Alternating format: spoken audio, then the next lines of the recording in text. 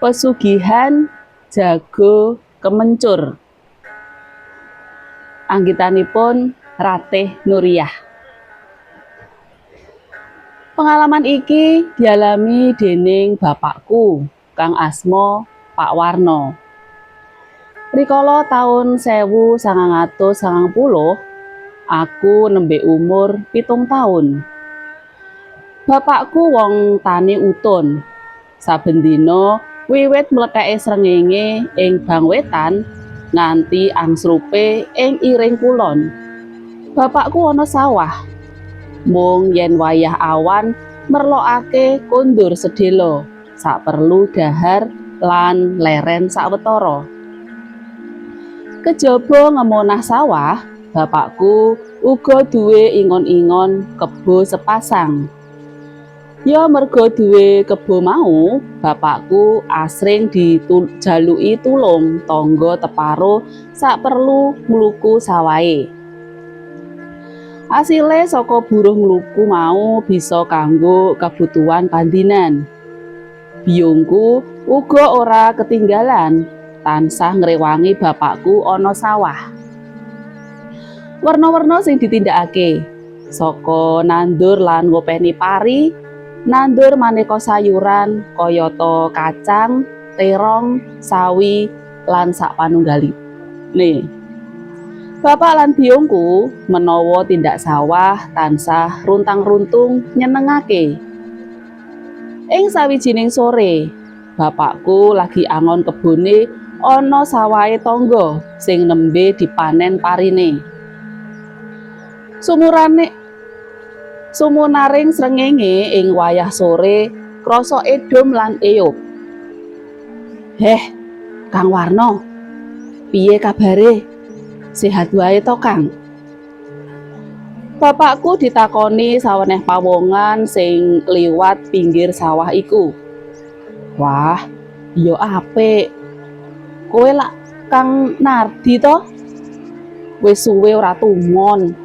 Saiki nang ndi, Kang? Semaure bapakku semu gumun lan kaget ketemu kanca jaman cilik biyen. Aku saiki manggon ana Jogja. Iki arep tilik simbokku, karang ya wis suwe ora mrene. Sampeyan kok isih saba sawah wae to, Kang? Lah iya, arep saba ngendi? Wong desa ya sabane sawah. Aloke bapakku sinambi guyon. Rada sawetara kekarone crita ngalor ngidul. Kang Warno, sok malem Jumuah Kliwon tak ajak nyang Suralaya ya, ngancani aku. Pangajake Nardi wekasane. Arep ngopo mrono-mrono? Pitakone bapakku, miterang. Aku bosen urip rekoso, Kang. Arep golek srana. Pangudha rasane Nardi tanpa tedeng aling-aling. Piye? Aja nekat kaya ngono lho. Dipikir sing dawa. Sugih kanthi cara ngono iku biasane ana pituwase. Apa wis mantep tenan sampeyan? Pitakone bapak sajak ora nyarujuki kekarepane kancane mau. Wis, Kang, bojoku ya wis sarujuk. Mula kancanono aku ya. Pangrimuke Nardi kebak pengarep-arep. Bapak unjal ambegan, katon lagi ngelimbang-limbang. Yo, nanging aku ngeterke tok lho ya. Iya, Kang, matur nuwun ya. Cekake crita, malem Jumuah Kliwon, bapak sida ngeterake kancane golek srana ing sawijining guwa kang mapan ing Suralaya, kalebu wewengkon Kulon Progo. Mangkat saka ngomah wetara jam 8 bengi. Ancase tekan kono mengko jam 11. Bapak lan kancane boncengan motor. Dalan sing dilewati munggah mudhun. Kiwa tengene dalan katon jurang-jurang sing jero. Kamangka wayah wengi, dalane peteng mung kasunaran saka lampu pit motor. Tekan ereng-erenge gunung, pit motor nuli dijagrak ing ngisor wit trembesi. Wong loro banjur mecaki dalan ing satengahe perengan pegunungan semenoreh. Watara sak jam mlaku dikanteni sentolop kanggo colok. Bapak lan kancane tekan ngarepe guwa. Ing jejere guwa kono ana omah cilik cekli. Yo ing ngarep omah mau, Pak Nardi age-age notok lawang. Ora gantalan suwe, lawang dibuka. Katon pawongan tuwa kang ora liya juru kunci ing guwa kasebut. Sawise Pak Nardi nelakake kekarepane marang juru kunci mau, kang asma Mbah Wongso. Piyambake mung mesem lan ngendika, "Apa kowe wis mantep lan kenceng tenan kepengin sugih?" "Inggih, Mbah, kula sampun mantep saestu." "Pituwase ora enteng lho. Kowe kudu nyembelih pitik jago kemencur setahun sepisan ing wulan sura ngepasi jemuah kliwon. Piye, sago ora?" "Kula sagah, Mbah."